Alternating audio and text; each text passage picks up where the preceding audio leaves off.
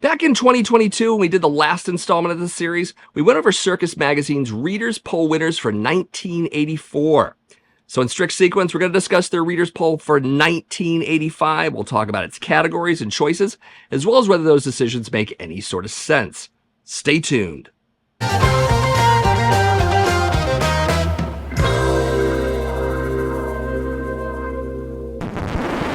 First off, thanks to the folks who commented on the last Readers' Poll video. Glad that some of you Rush fans out there could fill me in on what they were up to in 1984. I guess I needed that. A lot of you also agree that these polls are sometimes more about being popular than having actual merit. And quite a few Kiss fans showed up and offered their own insights, which of course I dig very, very much. So as some might remember, the 1984 list wasn't as skewed with pop acts compared to the 1983 one. And this time around, we're going to see even more instances of hard rock and heavy metal bands, which means I'll actually have to say more, which is great. But a few pop bands and artists will sneak in under the tent flaps in 1985, and I'll try to chat about those the best that I can.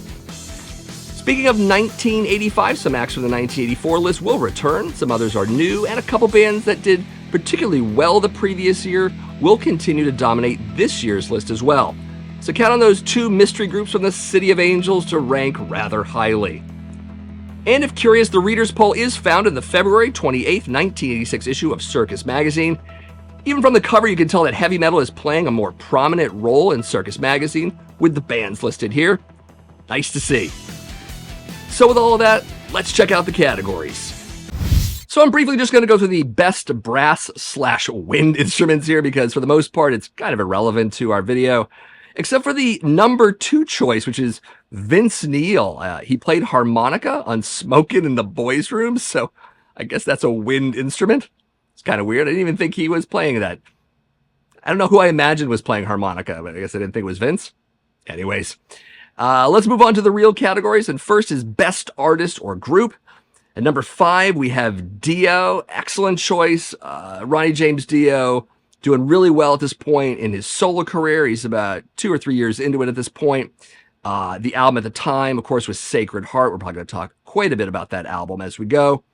Pretty cool. At number 4 is Iron Maiden. They're down from number 3. Iron Maiden did not put a studio record out in 1985. They did release a live album called Live After Death. Great live album. Hopefully we'll be discussing that a little bit more as Maiden pops up. Maybe they do, maybe they don't. We'll find out. And number 3 is Kiss. They're up from 4. 1985 for Kiss was definitely the Asylum album. Kind of a mixed bag album. We'll talk about that, of course, later and why. And number 2 is Rat. Rat in 1985 released Invasion of Your Privacy. Great album to a follow-up killer album called Out of the Cellar. We'll talk a little bit about that as well. And the number 1 best artist or group is Motley Crue. They're up from number 2. Of course, Motley Crue released Theater of Pain in 1985, kind of a mixed bag album. I will definitely be getting into that and my own opinions on Theater of Pain later in the video for sure. So anyways, number 1, Motley Crue. Next up is New Artist or Group. New being kind of relative here. As we go through the category, you'll figure that out. At number 5 is Wasp. They're down from number 4. And I think right away, because Wasp was on last year's list, I mean, how new are they? I think new is kind of relative. I'd like to think new also means relevant in the case of this list, so I'm going to definitely say that. Wasp, of course, 1985 was release of the Last Command album, following that amazing self-titled debut. Amazing album. I kind of grew to like The Last Command a bit more later on in life. I think back when I was a teenager, I was judging it very harshly against that debut, which is still a very amazing album to me. But I do love The Last Command quite a bit more now than I did then. I liked it a bit then, though, to be honest. Anyways, at number 4, we've got a tie between Dokken and Yngwie Malmsteen. 1985 for Dokken was Under Lock and Key. Great album as the follow-up to Tooth and Nail, which is a pretty amazing record. Also, Yngwie Malmsteen at this point released Marching Out, his second album. I will be talking a little bit more about Yngwie because I did see him on tour. We can mention it now. I saw him with AC/DC. AC/DC comes up later in this list as well. Pretty amazing show. Yngwie's amazing live. And everyone knows about Yngwie. Even Yngwie knows about Yngwie. So there you go. Anyways, at number 3 is Loudness. Really cool to see this band on the list. Of course, Loudness Japanese metal band who broke in the United States on this very album. This was their 5th studio album called Thunder in the East. It had the single for Crazy Nights, which probably puts them on this list alone. Great band, very underrated band. They did a couple other really good albums after this, but I think Thunder in the East is kind of the classic record. It's what a lot of people remember Loudness for, so really cool to see them on here. And, it's the 1980s, and maybe the Japanese metal bands aren't getting the love they should have gotten in America at that time for whatever reason. I'm sure we can come up with some, but very cool to see them here. Loudness, number 3. And number 2 is Bon Jovi. Of course, Bon Jovi was huge in the 1980s. He was quite a bit bigger in 1986 when Slippery When Wet came out. I think the album at this time is 7,800 Degrees Fahrenheit. It had some singles on it. Only Lonely was on there, as well as In and Out of Love. But yeah, Bon Jovi, he's going to be on this list in 1985 for sure. The number 1 band, really love seeing this. It's Keel. Of course, Keel released their 2nd studio album in 1985 called The Right to Rock. Had a music video for the title track. Really cool music video. I highly recommend seeing it on YouTube. Keel's a great band. Ron Keel is still around, of course. He's doing some new stuff. I think there is going to be a new Keel album. I think it's called Keel World. I don't know if it's an actual album full of new material or if he's just sort of compiling stuff he's worked on in the past. I'm not really sure, but I'm sure someone will tell me in the comments. But anyways, yeah, very cool that Keel is the number 1 new artist or group. Let's say new group. Next up is Best in Concert Group. Some really good bands here. I've seen 4 of the 5 bands, a couple of which definitely in 1985. It's just pretty cool, including our number 5 band. It is Kiss. They're still at number 5 from last year. Kiss on the Asylum tour. I did see them on this tour. They headlined and they had Black and Blue opening for them. I'm going to kind of imagine this is around the period of time when Gene Simmons and Tommy Thayer were really getting to know each other. I mean, obviously, Simmons produced the Black and Blue album, at least that first one. And of course, Tommy Thayer ended up in Kiss. He was the fake Ace or Ace replacement, or however you want to view that. But yeah, pretty cool. Great band still, live in 1985. Lots of lights. Of course, Kiss was also wearing the Asylum outfits, which was a whole lot of sequin and big hair and lots of makeup. It's kind of funny. I think everyone's basically dressing like Paul Stanley wanted to dress. It just feels like 4 Paul Stanleys in a lot of weird ways. But great show still. Great stuff. At number 4, we've got Dio. Dio on the Sacred Heart tour. I did see Dio as well in 1985. Rough Cut opened. Rough Cut were pretty damn amazing. Dio and Rough Cut, of course, have all those connections. Dio pretty much discovered Rough Cut in a lot of ways. I do believe he produced their first album. Took them on a tour and all that stuff. So pretty cool. Dio with the swords and the fire and the big dragon. What was the dragon's name? I can't remember. Someone tell me in the comments, but an amazing show. I was on a number of illicit substances that night, including LSD, which made the dragon really interesting. Gotta say, I think I would have loved the show just as much without it, but it gave it an extra enhancement. Not that I condone drugs at all. By the way, kids, don't do drugs. There you go. But that's it. Dio at number 4, pretty cool. At number 3 is Iron Maiden. Iron Maiden was, of course, doing the Power Slave tour at the time, Live After Death being the album of live material from that tour. Didn't see Iron Maiden back then, and it's really unfortunate. I've talked about this before. I actually saw Iron Maiden for the very first time 2 years ago, which is ridiculous and crazy. I mean, I don't even have words for it. It's so nuts. But yeah, pretty great. And of course, they should be on here. Iron Maiden, great live show, especially back then. At number 2, we have Rat. Rat's more of a popularity choice, of course. I didn't see Rat back then. I know at the time they were touring with Bon Jovi, and I know this because I have a little bit of a story. So I lived with my grandmother for much of my adolescence, and she had 3 jobs, which was pretty crazy. One of which she had was at the Sheraton. She was a coat room attendant for events and other things that happened. So what happened is my grandmother would get really bored sometimes, and she would roam around because, you get a lot of coats in the beginning, get a lot of coats at the end, but there are all these hours in between. My grandmother would occasionally meet rather famous people at the hotel, and she met Rat and didn't bother to tell me about this till about 2 o'clock in the morning when she finally got home. I knew they were in town that night. I decided not to see them because I wasn't interested in seeing Bon Jovi at the same time. Just a stubborn teenage metalhead was like, screw Bon Jovi, I'm not going to that show, even if I want to see Rat. So she comes home and she tells me all about it. She's like, I met Steven and Warren, and she's naming them. And I'm just like, you could have called me. I know you're bored for many hours in that job. You could have just rung me up, which of course she didn't at all. But she loves telling me about these things. And she met a bunch of people too, like a bunch of bands, a bunch of metal bands. More than I've ever met, which is really crazy. By the way, rest in peace, Grandma. So yeah, Rat at number 2, pretty interesting. And at number 1, should be surprised you're going to see this band pop up a whole lot. In the number 1 slot, of course, is Motley Crue. They're up from number 2. I did see the Theater of Pain tour as well. I believe Y&T was the opening act. This is also at the Worcester Centrum. All these shows are in Worcester, Mass. Y&T were really amazing. They were probably one of those bands that most surprised me live, because I was just there. I'm like, okay, Y&T, who cares? And then I saw the show and I'm like, these guys are amazing. I don't think they blew Motley Crue off the stage necessarily, but they did give them a run for their money. And I thought that was pretty cool. But Motley Crue was great. Kind of was a little bitter that I didn't get to see the Shout at the Devil tour. And I felt like seeing the Theater of Pain tour was a little bit of a compromise. Again, we're going to talk more about Theater of Pain and my opinion of that record later. But it was still good. They played a lot of Shout at the Devil material, so I was pretty excited about that. But overall, yeah, why not? If I were to reorder this list, because I would, I think Iron Maiden really should be at the top. I think Dio should be a very close second. And then maybe Kiss, and then you can throw Rat and Motley Crue at the end. I don't know. There you go. Best in-concert group, according to Circus Magazine's Readers Poll, people, is Motley Crue.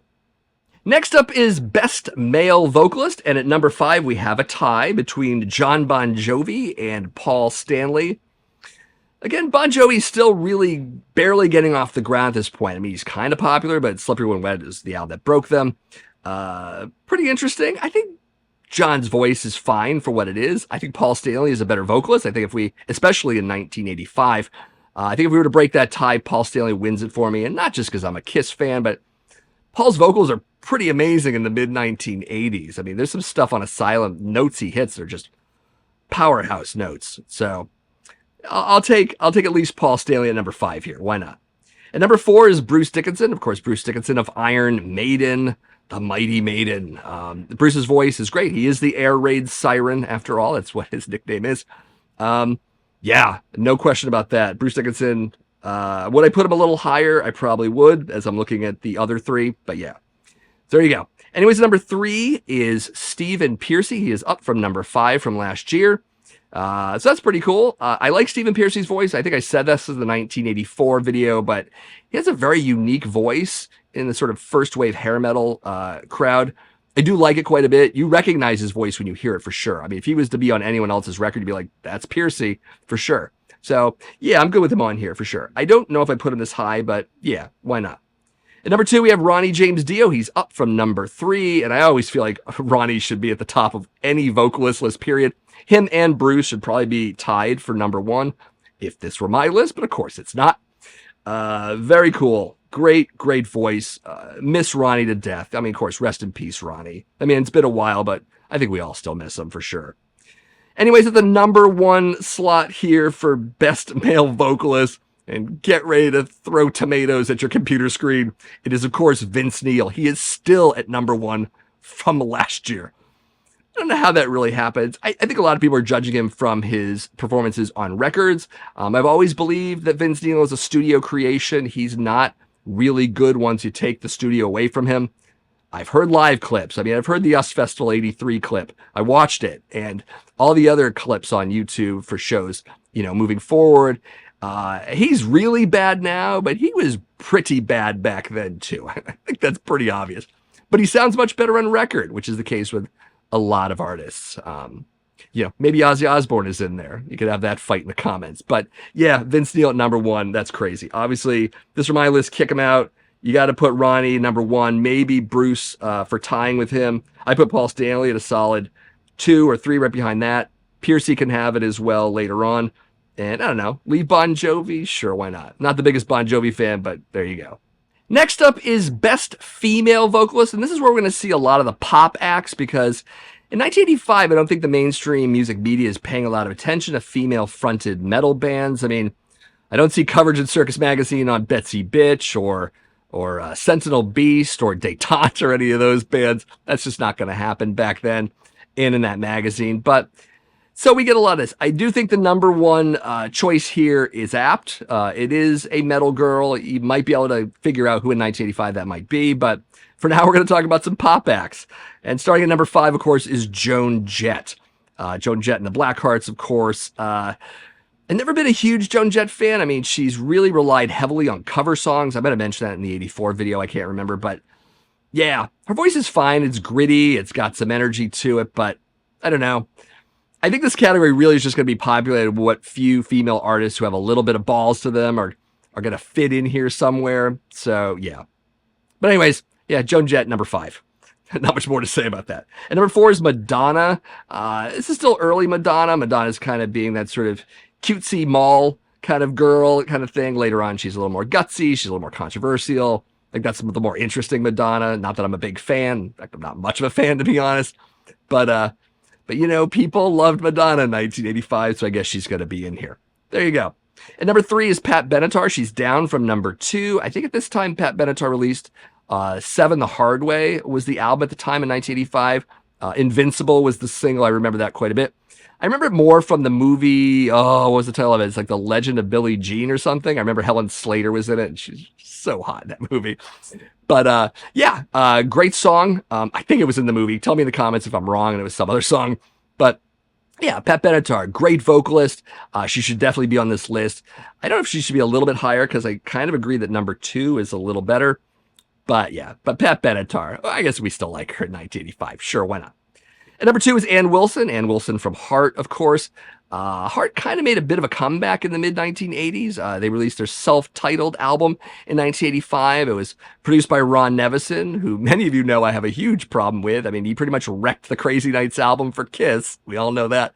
And did his own damage on Ozzy Osbourne's The Ultimate Sin album as well. I'm not a big fan of Nevison. I mean, he really just sort of commodifies and over-polishes every band he does.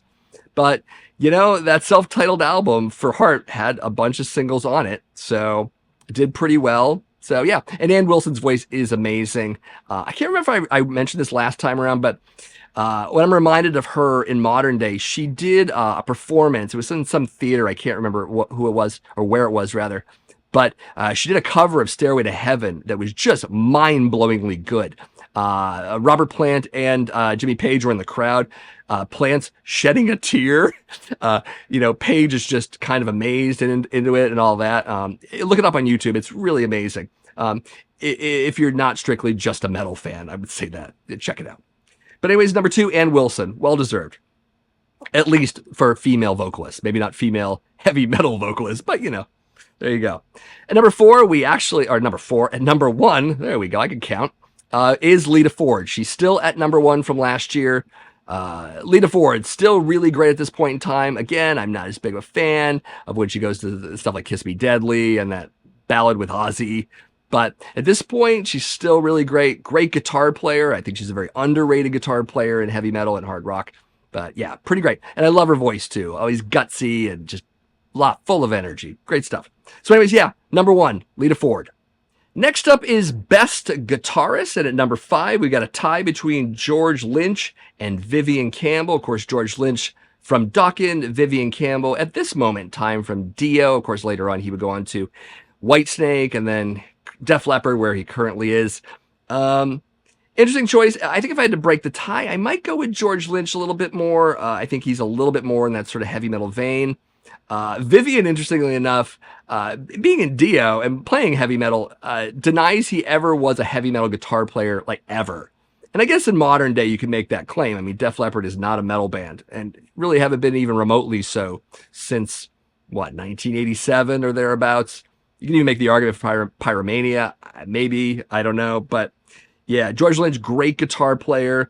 Dokken did survive most of the 1980s, you know, but they didn't have that staying power that Rat did, which is interesting enough. Speaking of Rat, I want to get to the number 4 guitarist here. Of course, it's Warren DeMartini, amazing guitar player. I don't think Rat would be Rat without Warren at all. I know there are 2 guitar players in Rat, of course. There's also Robin Crosby, but DeMartini's the better player. I'm sure Crosby would have even said that, or if he hadn't, I don't know. By the way, rest in peace, Robin Crosby. Great guitar player, Warren. Amazing. He should be on this list. He and the next two should probably be a little higher because I have a real issue with number 1 here. And there we go. So anyways, at number 3 is Edward Van Halen, down from number 1. They're calling him Edward. I always love that. So serious. But down from number 1. That's kind of interesting. Of course, this is 1985. Van Halen doesn't have a studio album at this point. And also, you know, David Lee Roth left. We're going to talk about that as well in a bit. So maybe that's why he's down from number 1. Also, I think he's down because maybe of the number 2 choice, which is interesting because I think this guitar player at number 2 definitely gives Eddie a run for his money. And of course, I'm talking about Yngwie Malmsteen or Yngwie J. Malmsteen. Amazing guitar player. Again, Marching Out is the album in 1985. Great guitar player. You don't need to say he's a great guitar player. You just put on the music and go, holy shit, can that guy play? But yeah, again, I think he definitely gave Eddie Van Halen a run for his money. You can fight me in the comments about that if you like, or not. Pretty cool. But the number 1 best guitarist for 1985 on this list is just mind-boggling. And of course, since it's Motley Crue related, it's Mick Mars. And believe it or not, he's up from number 2. I think his playing got a little more interesting on Theater of Pain, even though the album itself kind of blows. This is where Mick kind of goes a little bit more bluesy. He got a little away from the heavy metal a bit on this record and all of that. But I think this is a popularity choice, you know, because Motley Crue is doing very, very well. And again, I'll explain why and maybe a few more entries. But yeah. Okay, Mick Mars.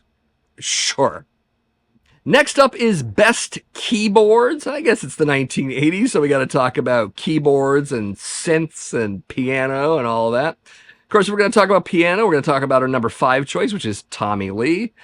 And probably Home Sweet Home being the biggest offender of the piano playing on that record. Here's the funny thing. I'm the only one mentioning Home Sweet Home because this list does not, which is madness because, let's be honest, Home Sweet Home pretty much sold Theater of Pain. I mean, it did. Smoke in the Boys' Room was a great track and probably my preferred song on that album, even though it's a cover tune. But Home Sweet Home is what made that album fly off the record store shelves. Everyone loved that song. People who didn't like Motley Crue or even love hard rock all that much, or especially heavy metal, were buying that record. I can remember in music theory class, senior year of high school, everyone would play that damn song, Home Sweet Home, on the piano. Someone would walk up to it and play it. Sometimes it'd be the metal kids. Sometimes it'd be the cute preppy girl. And you're just like, clearly Motley Crue have crossed over into the mainstream, like really crossed over. Home Sweet Home was definite proof of that. So yeah, I think it's a really simple key line. It's like, doon, doon, doon, doon, doon, doon, doon, doon, doon. It like, I don't know if that makes you the best keyboardist. But maybe I'm wrong. I don't know. Maybe you're a keyboardist. Maybe you know better. You can let me know in the comments, I guess. Anyways, at number 4, we have David Bryan. David Bryan, of course, was in Bon Jovi. He's a nice Jewish boy, I guess. I'm just reminded because I just saw the Bon Jovi documentary that came out this year about the band. Interesting documentary. Even if you don't like Bon Jovi, and I'm not the biggest fan or even much of a fan, it was kind of an interesting documentary. I forgot what it's called. It's on one of the streaming services right now. It might be like Hello, Good Night or something along those lines. Again, tell me in the comments. Yeah, I mean, he's competent enough. Again, I don't think I know Bon Jovi's music well enough to really gauge the keyboard specifically, but it is 1985. Bon Jovi's coming up. That's going to get chosen. He's going to get chosen. So there you go. Anyways, at number 3, we've got Geddy Lee. Geddy Lee, of course, of Rush. He doesn't just play bass. He plays keyboards as well. As I've mentioned before, not this huge Rush fan. I don't know their catalog very well. I think, is Power Windows the album from 1985? I can't remember. You'll tell me, of course. But yeah, and I'm sure there were keyboards all over it because it's the mid-80s. And there you go.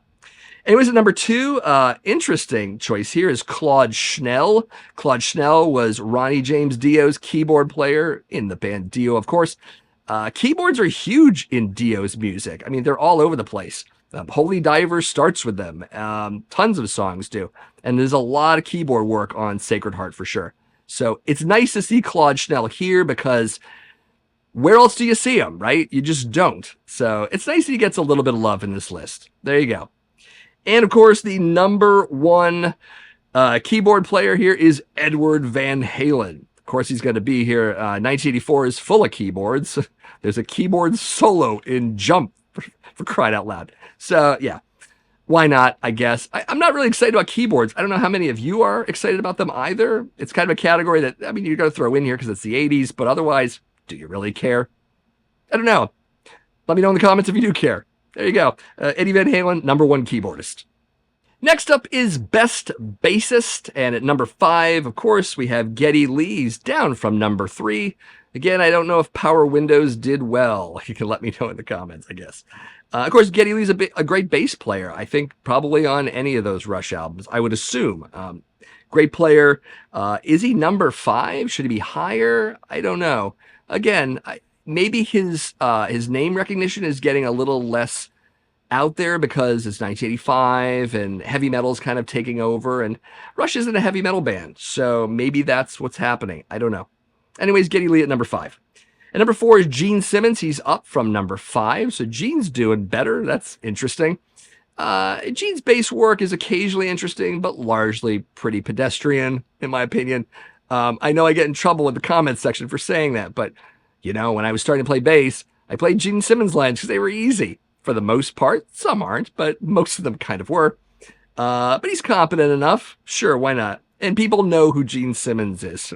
Let's be honest. In 1985, they really know who he is. You know, he's in movies at this point, right? So they know. Anyways, there you go. Gene Simmons at number 4. And number 3 is Juan Croucier from Rat. Juan is an amazing bass player. I think he's really underutilized in Rat sometimes, but he's got some cool bass lines in some of those songs. Sometimes you have to listen for them a little bit, but yeah, great bass player. He's also pretty good in Dokken. If you find some older footage of Dokken with Croucier in it. Pretty cool stuff. Anyways, at number 2, we have Steve Harris of Iron Maiden. Of course, Steve Harris is probably one of the most amazing bass players in heavy metal, period. Maybe he should be number 1 with Geddy Lee. I don't even know. But he should definitely not be number 2 to the number 1 choice I'm about to get into. Great bass player. Steve Harris also the main songwriter for Iron Maiden. He's the founding member of Iron Maiden. He is Iron Maiden in a lot of ways. So yeah, pretty cool. Steve Harris. He should be on this list and always high up. A number 1 choice, of course, has to be a Motley Crue person. And it is. It's Nikki Sixx. He's still at number 1, which is crazy. Nikki's a competent bass player. I think at times he's pretty cool, but I don't know. Number 1, higher than Steve Harris and Geddy Lee. I find that hard to believe. But of course, Motley Crue's dominating this list. And, you know, it's name recognition again. You know, the kids who are filling out the reader's poll are probably like, I know Nikki Sixx. He's number 1 because I like him. So there you go. Anyways, Nikki Sixx, best bassist. Whew. Next up is Best Drummer. And at number 5, we have Nicko McBrain from Iron Maiden. Great choice. Nicko's a fantastic drummer. He's not doing so well these days. I know some people are talking about the fact that he's getting on in years and can't play what he used to be able to play. I know Iron Maiden actually dropped a few songs from the recent set list to accommodate Nicko. But you know what? We're all getting older. And let's be honest, drummers really take the lion's share of abuse over time as musicians. I mean, guitar players and bass players have it easy. They can play until their 80s, 90s, whatever. Singers, you know, there's a slow decline there in vocal quality over time. Looking at you, Vince Neil. But, you know, drummers really take the physicality of it. I mean, they're the most physical players. I mean, Peter Criss is having troubles, like a lot of people, a lot of drummers are. So Nicko having them at what, 75? I think that's how old he is at this point. You get a lot for that, right? You know, cut the guy some slack. But great drummer. I mean, he's done some amazing stuff on all those Iron Maiden records. Pretty cool. There's this really fun, it's like a children's TV show. There's a clip on YouTube. You should find it where Nicko's the guest. I know there are puppets involved, and they have him play all sorts of different styles of drumming, jazz and funk and disco, I think is in there too. And he's very versatile. Like you can actually tell he's not just a heavy metal drummer. Find it. It's really weird. I mean, watching Nicko talk to puppets is pretty amusing. But anyways, there you go. Nicko McBrain at number 5. And number 4 is Bobby Blotzer. I remember last year, in 1984 video rather, mentioning that Bobby Blotzer is the most unmetal sounding name ever. But here he is. He's up from number 5. He's now at 4. Of course, Bobby is the drummer for Rat. Interesting choice. I think he's a competent drummer. I don't think he's a particularly amazing drummer. He doesn't stick out from the crowd in any real way. Bobby also doesn't really write music much with the rest of the band. I mean, The band's songwriters are usually the other four guys, so that's kind of interesting as well. But, you know, sure, put him in here. I don't think I'd put Nico underneath Bobby, but, you know, kind of crazy. And I also wouldn't put him anywhere near our number 3 choice, which of course is Neil Peart. He's still at number 3, by the way. Neil Peart, of course, from Rush. Rest in peace, Neil Peart, by the way. Amazing drummer. All drummers, it seems, tend to come to Neil Peart for a lot of their inspiration and all of that. So I get it. Even if you don't like Rush, Neil Peart, great drummer. And number 2 is Eric Carr of Kiss. Also, rest in peace, Eric Carr. He is up from number 4, so he's doing pretty well. Some of the drumming on the Asylum album is actually pretty amazing. I mean, the first song on the album opens with a drum intro, and it's pretty great. He does some other interesting work, too, on Crazy Nights and some of the other albums where he does some pretty cool drumming. A very powerful drummer, a very hard rock drummer. Eric Carr also had a very big interest in metal. He was the one guy in Kiss that was actually into bands like Creator and Destruction and stuff like that. I remember reading that in an interview. I'm like, oh, that's a little bit of a mind blower. But yeah, Eric Carr, you know, he brought some of those harder edged drum playing, I could talk today, to Kiss, you know. Very much better drummer than Peter Criss, for sure. Anyways, Eric Carr, number 2. And number 1, no big surprise since this list is heavy with Motley Crue people. It is Tommy Lee. He is still at number 1. And I can't remember, is Tommy doing the upside down drumming thing by this time? I can't recall, which is funny because I actually saw the Theater of Pain tour. Was he drinking a lot when I saw that show? I don't even remember. I know he does it later for sure, but does that make him a good drummer? Not especially. It's challenging, I guess. Maybe it does. I don't know. But Tommy Lee, great drummer.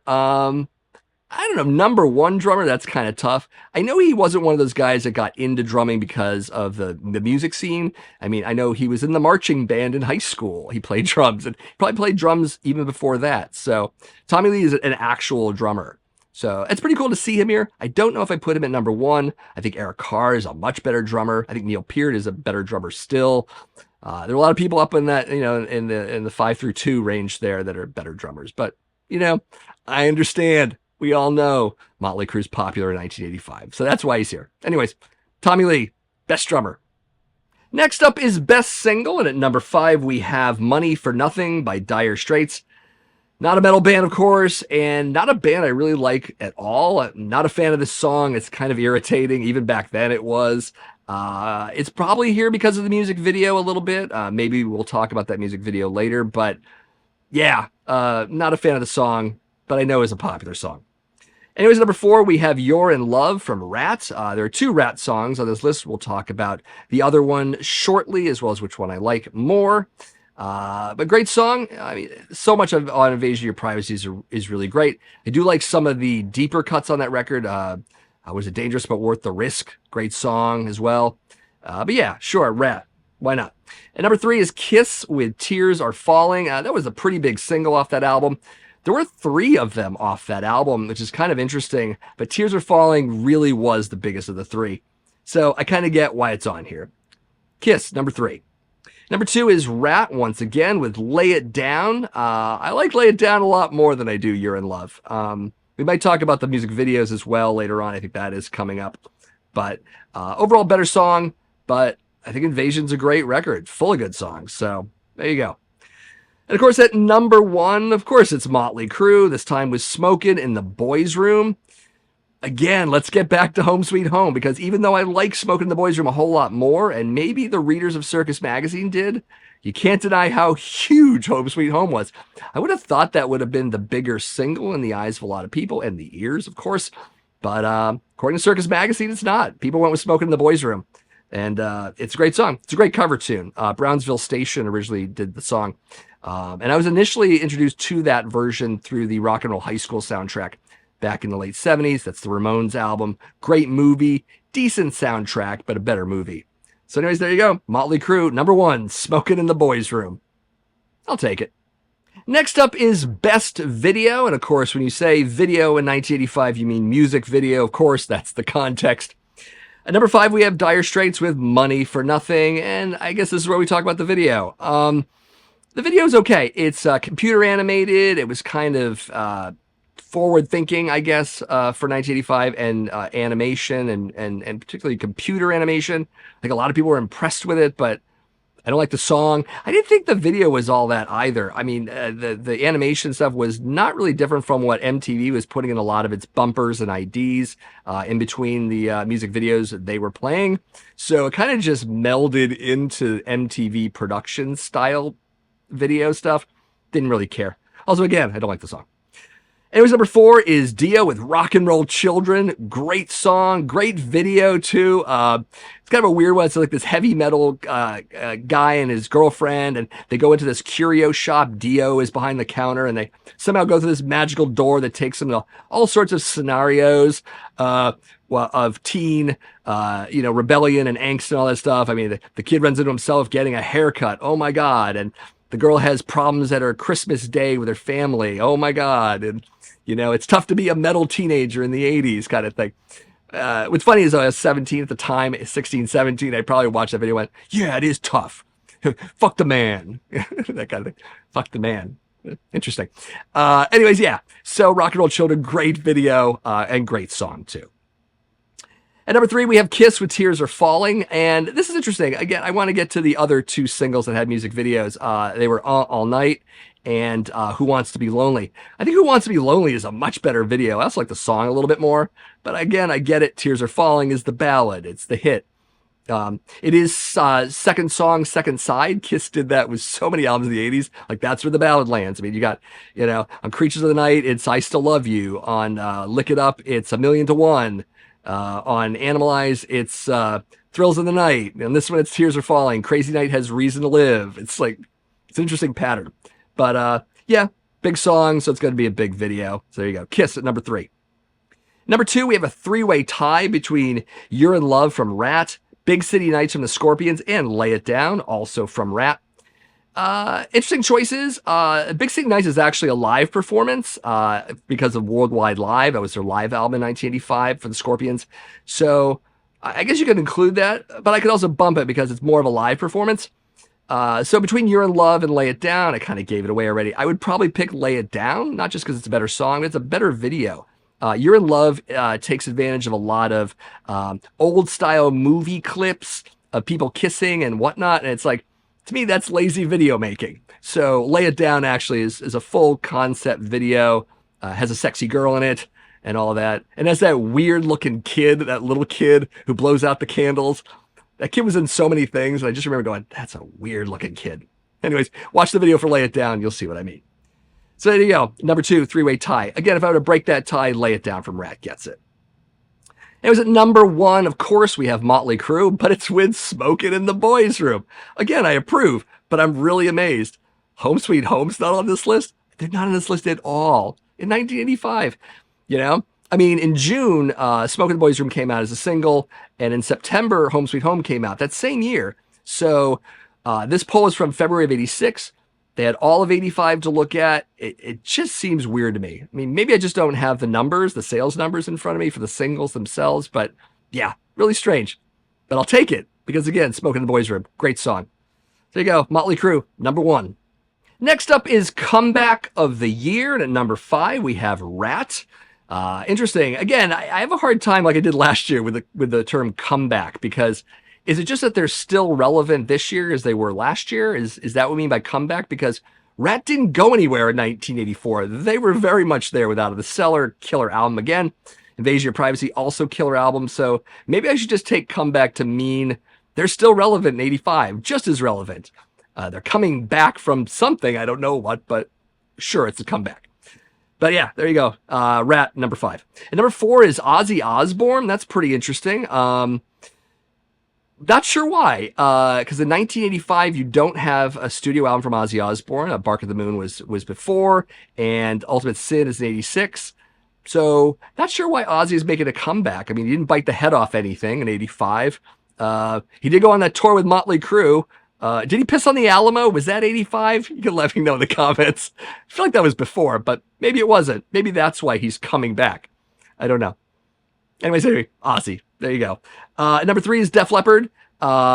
Is Def Leppard coming back in 85? Maybe they're still riding on the strength of Pyromania 2 years later. I'm not even sure, but Yeah, I mean, let's be honest. Def Leppard didn't put out an album in 1985 or in 1986. They wouldn't be until 87. So, yeah, who knows? But Def Leppard came back.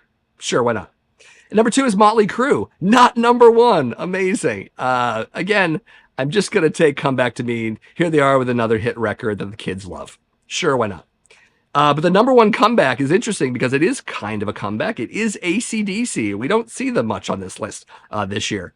AC/DC put out Fly on the Wall, a decent little album. It was objectively better than Flick of the Switch in terms of how it performed. That people liked it quite a bit. Had some singles. Sink the Pink was one. Danger's on there. There were a few music videos from that record. I like that album quite a bit. In fact, my AC/DC vinyl collection back there actually ends with Fly on the Wall because after that, kind of lose interest. I think it's the last decent AC/DC record. Of course, you can let me know in the comments if you believe that or not. I do. Anyways, yeah, AC/DC number 1 makes a lot of sense. I think as far as comebacks go, because no one else really works on this list for me, except AC/DC. So there you are. Next up is biggest disappointment of the year, and I always find this category interesting because it often feels like the people who are picking best this and best that aren't the same people who are picking the biggest disappointments because they're often the same bands. Later on this list especially. At number 5, we have Ozzy Osbourne, and of course that makes a little bit of sense to me. Again, Ozzy hasn't put out a studio record in 1985 and all of that. So yeah, I mean, that would be a little bit of a disappointment, right? Sure. It was number 4, we have David Lee Roth. David Lee Roth makes a whole lot of sense because he left Van Halen, or Van Halen left him, take your pick. David Lee Roth went off to form a solo career. In 1985, he put out the Crazy from the Heat EP, which I don't feel it did really, really well, especially compared to Eat 'Em and Smile, which was the full-length album he did later on. But yeah, you know, a lot of Van Halen fans were pissed that David Lee Roth left. I might have been one of them in 1985. But yeah, I also wasn't into the Crazy from the Heat EP. I mean, I have it back there. I think I paid $4 for it in a record store and maybe spun it once. Yeah, not a fan. Anyways, number 3, we have Def Leppard. They're down from number 2. Of course, Def Leppard did not put a record out in 1985. I don't know past that why they would be such a disappointment. I think back then I was just listening to Pyromania and being happy with it because I loved that album dearly and was listening to it nonstop. I was also probably listening to High and Dry a lot because I think I had just discovered that album around this time period. So yeah, that's probably why. They're not, are they touring? I'm not sure, but they definitely didn't put a record out this time. Here's an interesting one at number 2. It's Motley Crue. They're doing so well, even as a disappointment. So I'm with these people, I think, because again, Theater of Pain, not a great album. Even Vince Neil hates Theater of Pain. There's so much filler on it. I think I like City Boy Blues a little bit. I think Smoke of the Boys is a great cover. Home Sweet Home is fine for what it is. Louder Than Hell's a good song, and the rest of it can just go in the garbage. Of course, this is my opinion. You have a different one. You can tell me in the comments. Go to town. But there you go, Motley Crue at number 2.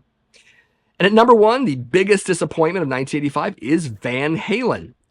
They're up from number 3, which is interesting. Again, David Lee Roth's gone. What's the band going to do? Of course, we know what they did. They got Sammy Hagar and did way better, which is mind-blowing because I can't stand Van Hagar. And I know a lot of other people can't either. But there you go. Sure. So the biggest disappointment in 1985 is Van Halen. Next up is Best Songwriter or Songwriters. Number 5, we've got Ronnie James Dio. That makes total sense, though I would have rather seen him much higher on this list. In fact, I'll argue about that in a bit.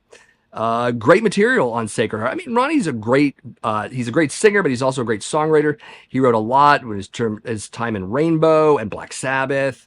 Great stuff. We all know this. Anyways, at number 4 is Rat. Or I'd say mostly Rat. Again, Bobby Blotzer really wasn't a writer in that band for the most part, or if at all. You know, it was the other 4 guys that wrote all the songs. So, yeah.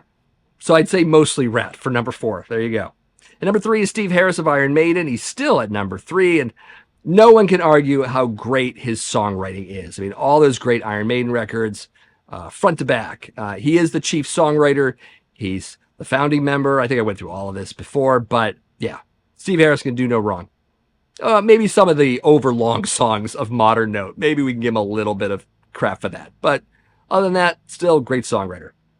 And number 2 is Paul Stanley and Gene Simmons. They're up from number 5.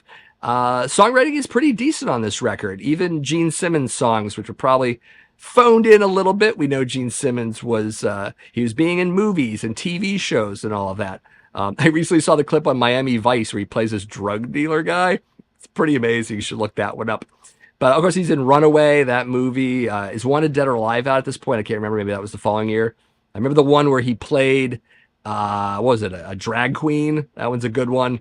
So yeah, he was doing all sorts of stuff. He was also mixing people's albums, producing albums and all that. So Gene might have phoned it in for a couple records on the songwriting thing. I don't know, though. I still like his stuff on Asylum quite a bit. So there you go.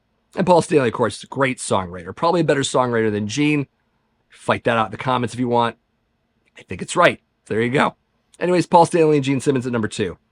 And of course, number 1, since this is a Motley Crue heavy list, I mean, can't get away from it, right? Nikki Sixx, he's still at number 1.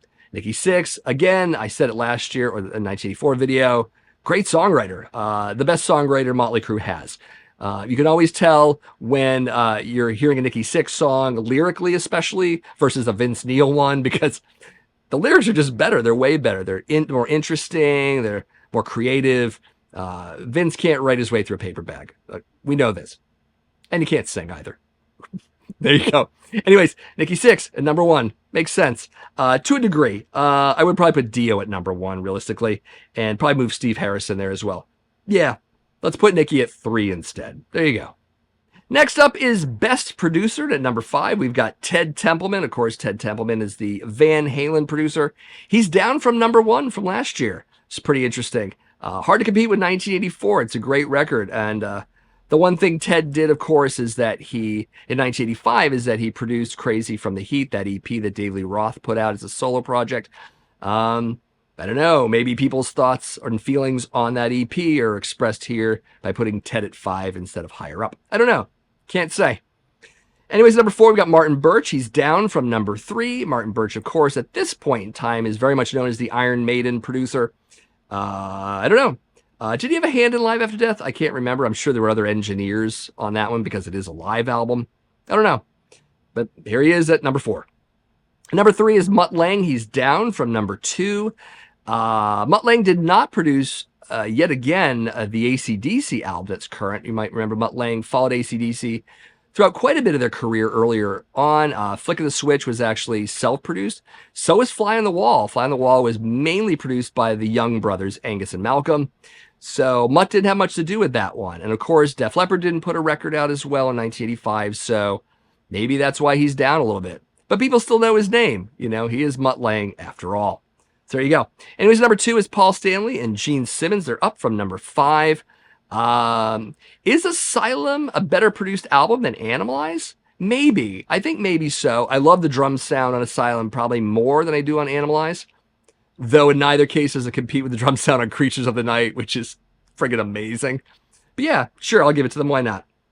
And at number 1 is Tom Werman. He's up from number 4. Tom Werman, of course, is the Motley Crue producer. He did produce records for Dokken, but I don't think he was on Under Lock and Key. I believe that was Michael Wagner. So he wouldn't have done the Dokken record. Dokken, by the way, a band we're not hearing much about on this list in 1985. Kind of interesting. Few entries, but not a lot. I find that interesting. But yeah, sure. I mean, I think Theater of Pain was okay produced. I think it was fine. You know, it was the material that kind of suffered the most just because the songs themselves weren't great. But anyways, sound like a broken record saying that. Whatever. So we go. Tom Werman, number 1 producer. And of course, this brings us to the best album of 1985. And at number 5, we've got a tie between AC/DC and Bon Jovi. Of course, that's Fly on the Wall and 7,800 Degrees Fahrenheit, respectively. Of course, if I were to break that tie, of course it's Fly on the Wall. Why wouldn't it be? I mean, even for Bon Jovi albums, Slippery When Wet is an objectively better record. I mean, America and the world are going to find that out in 1986, I believe. Because I remember that the songs were all over the radio in 1986. Living on a Prayer was just, you couldn't get away from it.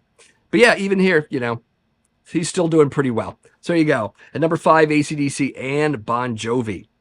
Number 4, we've got the Scorpions with Worldwide Live. Again, it's a live album. That's pretty interesting to put it on a best albums of the year list. Because I usually think of studio records. Like if you don't have a studio record, well, you're out.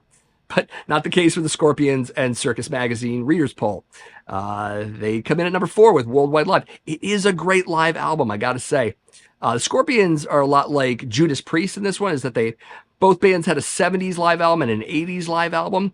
And generally speaking, I kind of prefer Worldwide Live to Tokyo Tapes, just because there's more material. It's a wider span of their career at that point. Plus, I love the 80s Scorpions a lot. I'm an 80s teenager. It's going to happen. I do love Tokyo Tapes, but I probably love Worldwide Live just a bit more. Kind of like Judas Priest, too. Do I love Priest live more? I would kind of prefer them do some other tour, like Defenders of the Faith instead of Turbo, but barring that, yeah. I mean, I love Unleashed to the East, but yeah, it's a single record, Unleashed. That's probably one of its problems. But we're not here to talk about Judas Priest. We're here to talk about the Scorpions and Worldwide Live at number 4. At number 3, we've got a tie between Kiss and Dio. That would be Asylum and Sacred Heart, respectively. That'd be a hard tie to break for me because I do love Asylum and I do love Sacred Heart. And I kind of love them almost equally. Yeah, I don't think I can break that tie. Pretty awesome. Both great albums. I think they are sometimes lesser loved albums. I think for Kiss, I think people look at Creatures of the Night and Lick It Up and even Animalize a little bit more. And for Sacred Heart, for Dio fans, there are a lot of people who look at Holy Diver and The Last in Line a lot more. But I really do love these albums, and apparently people back in 1985 reading Circus Magazine did as well. So good on them. Very excited to see them here. Number 2 is Rat with Invasion of Your Privacy.